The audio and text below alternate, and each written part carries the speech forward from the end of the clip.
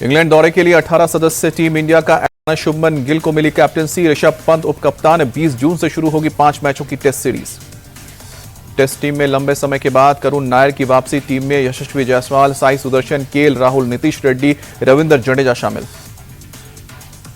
अभिमन्यु ईश्वरन, ध्रुव Jurel, Washington सुंदर, शार्दुल ठाकुर को भी मिली है जगह। जसप्रीत बुमराह, मोहम्मद सिराज, प्रसिद्ध कृष्णा भी टीम में शामिल। आकाशदीप, अर्शदीप सिंह और कुलदीप यादव भी टेस्ट टीम में शामिल। अनफिट होने के चलते मोहम्मद शमी को टीम से बाहर रखा गया। गुजरात के बनासकांठा में घुसपैठ की कोशिश नाकाम। बीएसएफ ने एक पाकिस्तानी घुसपैठियों को मार गिराया।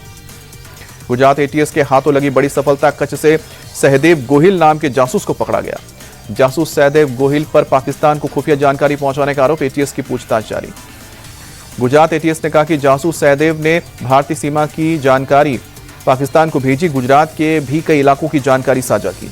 जासूस सहदेव ने बीएसएफ और नेवी की भी जासूसी करके पाकिस्तान को जानकारी भेजी। पाक एजेंट अदिति भारद्वाज के संपर्क में था। सहदेव का फोन जांच के लिए एफएसएल भेजा गया। गिरफ्तार जासूस शहजाद आईएसआई के लिए कर रहा था जासूसी। सूत्रों के मुताबिक रामपुर का रहने वाला शहजाद 3 बार पाकिस्तान और 10 बार दुबई जा चुका है। 2 बार पत्नी को भी ले जा चुका है पाकिस्तान। पाकिस्तानी दूतावास के अधिकारी दानिश के भी संपर्क में था शहजाद। सूत्रों के मुताबिक आईएसआई के कहने पर शहजाद ने एजेंट्स को फर्जी नामों से सिम कार्ड दिलवाए और पैसों को भी लेकर व्यवस्था की। यूएन में भारत के स्थायी प्रतिनिधि पी हरीश ने कहा कि भारत दशकों से पाकिस्तान स्पॉन्सर्ड आतंकवाद का भुगत रहा है, लेकिन अब नहीं सहेगा। वाटर ट्रीटी पर यूएन में भारत की दो टूक। पी हरीश ने कहा कि पाकिस्तान क्रॉस बॉर्डर टेररिज्म का समर्थन बंद करे। जब तक आतंकवाद तब स्थिति ये संधि कभी स्थगित नहीं। पाकिस्तान को लेकर बीजेपी सांसद संजय जायसवाल बोले, पाकिस्तान में आतंकवादियों और सेना में कोई फर्क नहीं है। वहां की सेना और आईएसआई की आतंकवाद को पोषित करती है। जर्मनी की धरती से विदेश मंत्री जयशंकर ने पाकिस्तान को दिखाया आईना। कहा कि भारत अब न्यूक्लियर ब्लैकमेलिंग से नहीं डरेगा। भारत जानता है कि इनसे कैसे निपटना है। विदेश मंत्री एस जयशंकर ने जर्मनी के विदेश मंत्री के साथ ज्वाइंट प्रेस कॉन्फ्रेंस में साफ किया, भारत और पाकिस्तान के बीच सारे मुद्दे द्विपक्षीय हैं, किसी तीसरे देश की जरूरत नहीं। जर्मनी के विदेश मंत्री जोहान वाडेफुल ने आतंकवाद के खिलाफ भारत की लड़ाई और आत्मरक्षा के अधिकार को लेकर समर्थन दिया। आतंकवाद को मानवता के लिए कलंक बताया। जर्मनी में नई सरकार बनने के बाद पहली बार बर्लिन पहुंचे विदेश मंत्री जयशंकर ने चांसलर फ्रेडरिक मर्ज से मुलाकात की। द्विपक्षीय साझेदारी को बढ़ाने पर चर्चा हुई। विदेश मंत्री जयशंकर ने सोशल मीडिया एक्स पर किया पोस्ट। लिखा कि आतंकवाद की चुनौती का मुकाबला करने में भारत के साथ जर्मनी की एकजुटता सराहना करता हूं। बीजेपी सांसद बैजंत पांडा के नेतृत्व में सर्वदलीय प्रतिनिधिमंडल बहरीन पहुंचा। डेलीगेशन में असदुद्दीन ओवैसी, गुलाम नबी आजाद, निशिकांत दुबे समेत कई नेता शामिल। टोक्यो में सर्वदलीय प्रतिनिधिमंडल ने भारतीय समुदाय से मुलाकात की। टीएमसी सांसद अभिषेक बनर्जी बोले, हम अलग अलग राजनीतिक दल से हैं, लेकिन जब देश की बात आती है तो हम सब एकजुट हैं। अभिषेक बनर्जी बोले, भारत ने पाकिस्तान में आतंकी ठिकानों को नष्ट किया है, एक भी आम नागरिक पर हमला नहीं किया। टोक्यो में भारतीय समुदाय से बातचीत में कांग्रेस नेता सलमान खुर्शीद बोले, आतंकवाद को खत्म करना भारत का संकल्प है।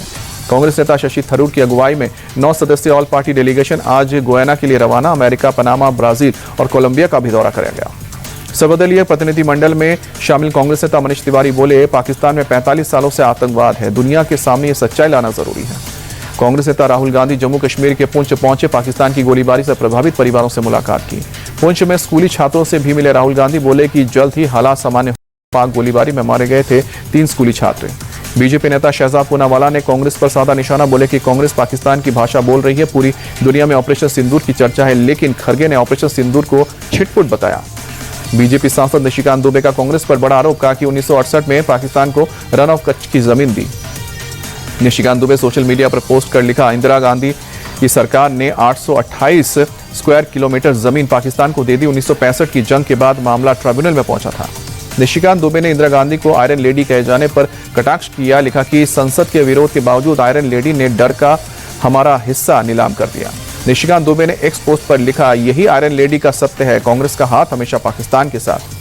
पीएम मोदी आज नीति आयोग गवर्निंग काउंसिल की 10वीं बैठक की अध्यक्षता करेंगे। देश भर के सीएम और उपराज्यपाल होंगे शामिल।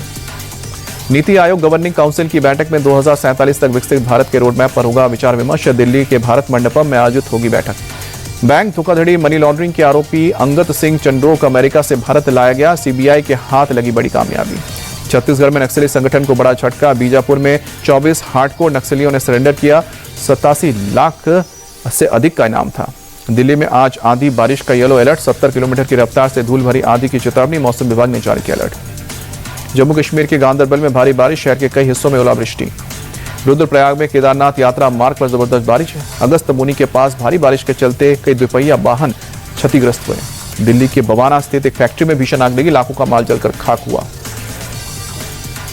राजस्थान के राजसमंद में दर्दनाक सड़क हादसा, तेज रफ्तार स्लीपर बस पलटी, 3 की मौत, 17 घायल। गुजरात के जामनगर में अतिक्रमण के खिलाफ कार्रवाई, नागमती नदी किनारे अवैध निर्माण पर चला बुलडोजर, 163 अवैध निर्माण हटाए गए।